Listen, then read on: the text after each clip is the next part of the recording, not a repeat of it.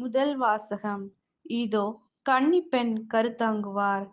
இறைவாக்கினர் எசையா நூலிலிருந்து வாசகம். அதிகாரம் 7, இறைவசனங்கள் 10 முதல் 14. அந்நாட்களில் ஆண்டவர் ஆகாசுக்கு மீண்டும் தம் திருவாக்கை அருளிச் சொல்லியது: உம் கடவுளாகிய ஆண்டவர் உமக்கு ஓர் அடையாளத்தை அருளுமாறு கேளும். அது கீழே பாதாளத்திலோ மேலே வானத்திலோ தோன்றுமாறு கேட்டுக்கொள்ளும் என்றார். அதற்கு ஆகாசு, நான் கேட்க மாட்டேன், ஆண்டவரை சோதிக்க மாட்டேன் என்றார். அதற்கு எசையா, தாவீதின் குடும்பத்தாரே, நான் சொல்வதை கேளுங்கள். மனிதரின் பொறுமையை சோதித்து மனம் சலிப்படைச் செய்தது போதாதோ, என் கடவுளின் பொறுமையை கூட சோதிக்க பார்க்கிறீர்களோ? ஆதலால் ஆண்டவர் தாமே உங்களுக்கு ஓர் அடையாளத்தை அருள்வார். இதோ கன்னிப்பெண் கருவுற்று ஓர் ஆண்மகவை பெற்றெடுப்பார். அக்குழந்தைக்கு அவர் இம்மானுவேல் என்று பெயரிடுவார். இது ஆண்டவரின் அருள்வாக்கு. இறைவா உமக்கு நன்றி. நற்செய்தி வாசகம். இதோ கருவுற்று ஒரு மகனை பெறுவீர். லூக்கா எழுதிய தூய நற்செய்தியிலிருந்து வாசகம். அதிகாரம் 1, இறைவசனங்கள் 26 முதல் 38. 6ஆம் மாதத்தில் கபிரியேல் எனும் வானதூதரை கடவுள் கலிலேயாவில் உள்ள நாசரேத்து எனும் ஊரிலிருந்த ஒரு கன்னியிடம் அனுப்பினார். அவர் தாவீது குடும்பத்தினராகிய யோசேப்பு என்னும் பெயருடைய ஒருவருக்கு மன ஒப்பந்தமானவர். அவர் பெயர் மரியா.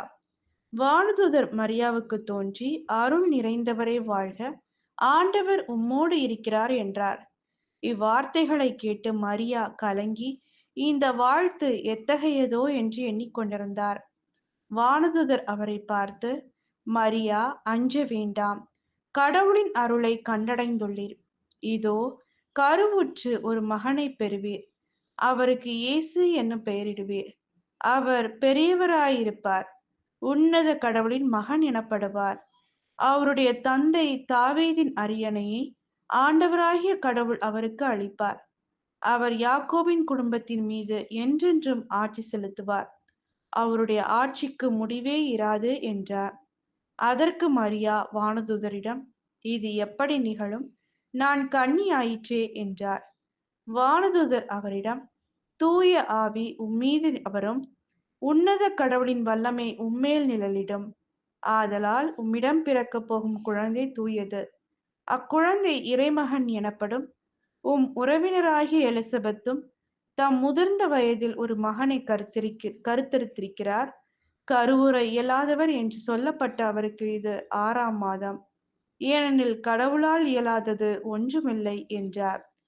பின்னர் மரியா, நான் ஆண்டவரின் அடிமை, உம் சொற்படியே எனக்கு நிகழட்டும் என்றார்.